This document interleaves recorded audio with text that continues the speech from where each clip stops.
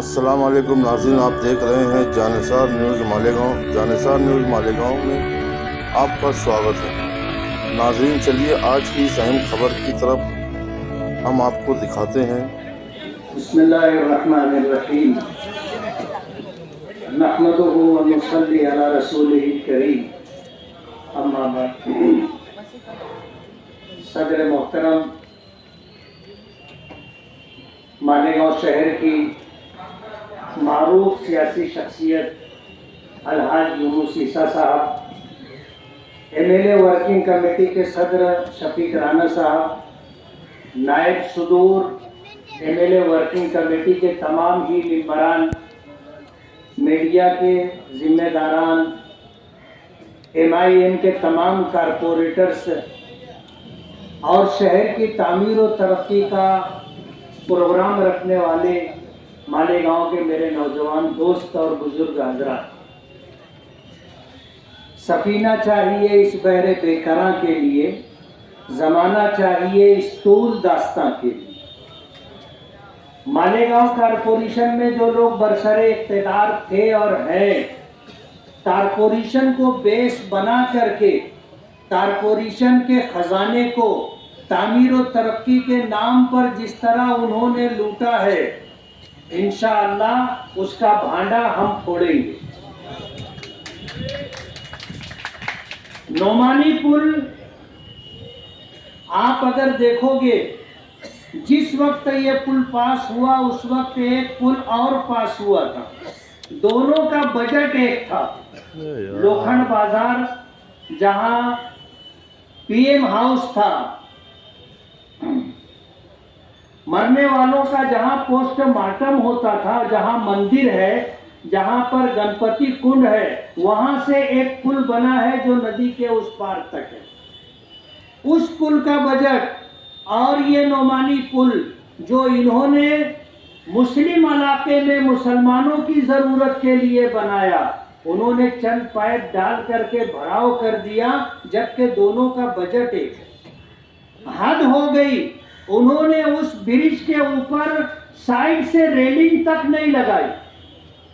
1 करोड़ 80 लाख रुपया या 80 लाख या 1 करोड़ का बजट था, इन्होंने 10-15 लाख रुपए के अंदर उतना काम पटा करके पूरा पैसा ठेकेदार के नाम से खा गए। हम उसका पोस्टमार्टम करेंगे। और हमने जिस वक्त उन्होंने नोमानी पुल के नाम से पंचायत की, हमने जब भी कहा था कि आपने हमें रास्ता बताया है, अब हम जो है शहर में जितने ऐसे भ्रष्टाचार हुए हैं हर जगह पंचायत करेंगे ना। अभी एक हुआ 84 का, और किसी ने कहा कि चौपाल जो भी होगा, हम चौपाल कहो, 84 कहो, पंचायत कहो, अब आपने हमें रास्ता बताया है, हम आपको घर तक पहुंचाएंगे ना, घर तक पहुंचाएंगे। अतिक्रमण के नाम पर पहले लोगों को उजाड़ा, और जब थोड़ा बहुत उनका तोड़ा गया तो उनसे फिर 6-6, 7-7 लाख रुपया ले करके उनको उसी जगह पर बनाने की इजाजत दे दी गई, ठहराव करके। पहली पंचायत ईद का जोड़ पट्टी पे डाले। क्या मालेगांव के लोगों को ये बेवकूफ समझते हैं? हम मालेगांव के लोगों को बताएंगे, ईदगाह झोपड़पट्टी सलन डिक्लेयर किया गया था, सारे पेपर फाइल इधर उधर करके आज उन गरीबों को उजाड़ने की कोशिश की जा रही है, और वो झोपड़पट्टी इन्होंने खरीद ली है। हम देखेंगे। और अभी आपको बताऊं, हमने जब MLA इलेक्शन हुआ, चुन करके आए, तो ऐलान किया था कि इनको हम बताएंगे कि MLA का पावर क्या होता है। कभी हमने इनके कारोबार में टांग नहीं डाली, लेकिन जब इन्होंने हमें तकलीफ देना शुरू की तो हमने भी तय कर लिया है कि जिस तरह अंसारी बिरादरी की प्रॉपर्टी पर ये दांत लगा करके बैठे हैं, और अंसारी बिरादरी की प्रॉपर्टी पर टोकन डालकर पेपर बना करके जिस तरह उनको लूटा पाटा जा रहा है, मालेगांव की अंसारी बिरादरी के साथ हम खड़े रहेंगे, उनको उनका हक दिलाएंगे। और गैर कानूनी तरीके पर ये जितना कारोबार कर रहे हैं, चाहे वो गांजे की सप्लाई हो, चाहे वो एमडी की सप्लाई हो, चाहे वो शराब के अड्डों से हफ्ता लेने की बात हो, और जिस तरह मालेगांव की गरीब आवाम को 12-25 का टुकड़ा बना करके और खरीदी ना दे करके एक एक टुकड़ा 2-2, 5-5 लोगों को बेचा जा रहा है, ये सब तरतीब से हम लोग शुरू करेंगे। एमएलए वर्किंग कमेटी की ऑफिस का इफ्तिताह हो गया है और कल से हम लोग काम पे लग जाएंगे। और आपको एक बात बता दूं, हमने आगाज कर दिया है। निजाम हैदराबाद की प्रॉपर्टी ये खरीदने निकले थे। निजाम हैदराबाद की प्रॉपर्टी खरीदने के लिए निकले थे। वो कहते हैं ना, चे पिद्दी का शोरबा। आपको शायद इस मिसाल का पस मंजर बैकग्राउंड नहीं मालूम होगा, किसी और मौके से बताऊंगा। ये निजाम हैदराबाद की प्रॉपर्टी खरीदने के लिए निकले थे और इन्होंने जो कुछ भी पेपर बनाए, जिससे पेपर बनाए थे वो अल्लाह को प्यारा हो गया। और इन्होंने जो करोड़ रुपया दिए थे वो सब डूब गया। जब हमें पता चला तो हमने ऐलान किया था कि आपने हमको तकलीफ दी है, हम भी आपको तकलीफ देंगे, अब छोड़ेंगे नहीं। हमने कोशिश की और उन्हीं लोगों को इस्तेमाल किया जिन लोगों को ये इस्तेमाल कर रहे थे। और इनका अंडरग्राउंड जो मामला था कि ये प्रॉपर्टी हम इतने में लेंगे और हमें 11,000 करोड़ रुपए का प्रॉफिट होगा। कई सौ एकड़ जगह थी, कई 100 एकड़ जगह। हमने सरकार का नाम लगवा दिया उस प्रॉपर्टी पर। अब इनके आबाओ अजदाद भी आ जाएंगे तो वो प्रॉपर्टी खरीद नहीं पाएंगे। सरकार का नाम लग गया है और चीफ मिनिस्टर ने अपने इख्तियारात को इस्तेमाल करते हुए ये ऑर्डर जारी कर दिया है कि ये सरकारी मिल्कियत है, इसकी खरीदो फरोख्त और इसका रजिस्ट्रेशन नहीं होगा। इब्तिदाई इश्क है, रोता है क्या, आगे आगे देखिए होता है क्या।